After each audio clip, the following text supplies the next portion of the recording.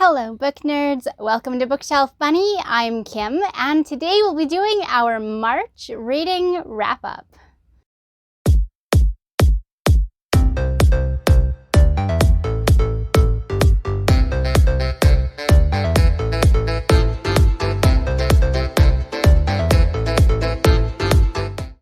Hey guys!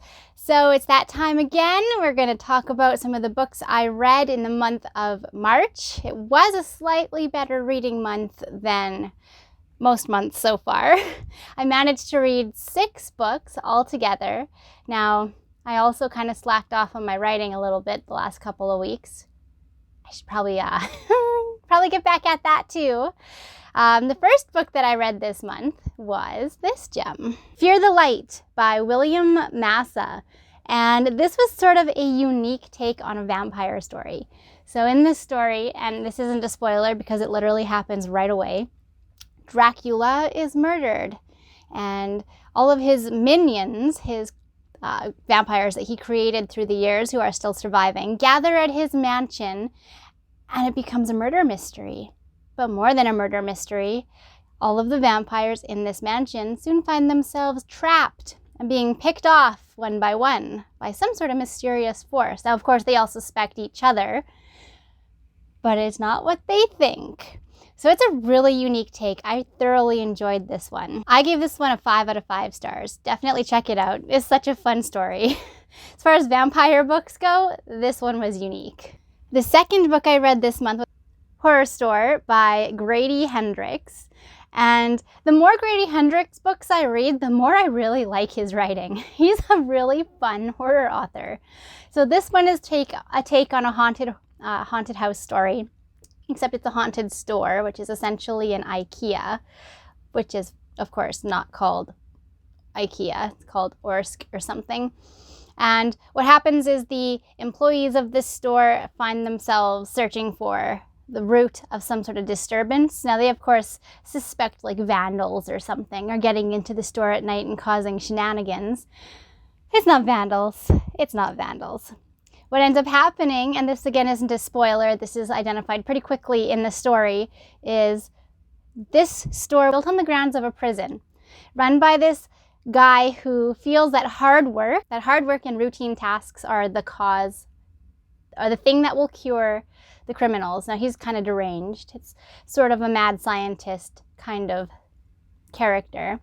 And he is haunting the grounds that this store happens to be on. And he wants to punish the occupants of the store. And so he and his victims from the past are haunting our characters. Really fun story. The humor is on point. The gore is just right. Not too much, not too little, not too obscene, just right. Thoroughly enjoyed this one. This one also got a 5 out of 5. The third book I read this month was Wicked Awake by indie author Meryl David.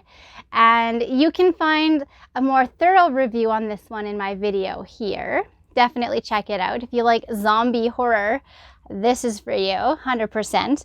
This one I gave a 4 out of 5. I also read Near the Bone by Christina Henry, and this was the March pick for the Horror Corner Book Club.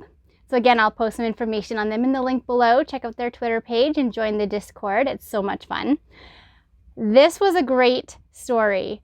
It was sort of like Rose Madder, Stephen King's Rose Madder meets Bigfoot, ultimately is what it was. So it's about a girl who is living in an abusive relationship. She's in the remote woods in the mountains, alone in a small cabin. They basically live like they're pioneers. And in addition to her already pressure-filled life on account of her abusive husband, there is something in the woods that is hunting them. And this is a big something. So it's never really identified, but everything about it screams Bigfoot. And I just loved it. It was a great monster story. And it had so many interweaving aspects like the abusive relationship and a fun little twist that I'll just not mention. You'll just have to read and find out. This was also a 5-star read for me. The next book I read was the last book in this series The Lunar Chronicles, Winter by Marissa Meyer. And this one features a Snow White type character, as you may have guessed by that lovely apple on the cover. You know, poison apple.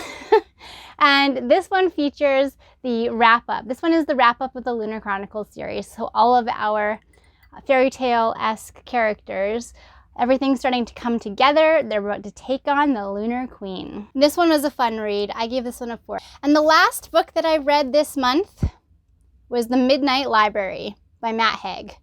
And The Midnight Library was such a good book. It was so much fun. It delves into some really deep topics, very heavy topics, but ultimately it's a very positive and empowering story. This one was fabulous. I really enjoyed it. I did give it a 5 out of 5 stars, and that's only because I hesitated on that. If I could, on Goodreads, give like a 4.5, I would have given a 4.5, but I've never figured out how to do that on Goodreads. I don't know if it's possible. And the only reason I would have given it a 4.5 is because there are some parts in this story where it becomes a little redundant, but it's not that big a deal. It wasn't enough to really turn me off from the story. So the basic storyline of Midnight Library is we have a young woman who's really disillusioned with her life and the way things are going, and she's had so many opportunities that she's missed or screwed up, and she just feels like there's no future for her. So she takes a few extra pills one night.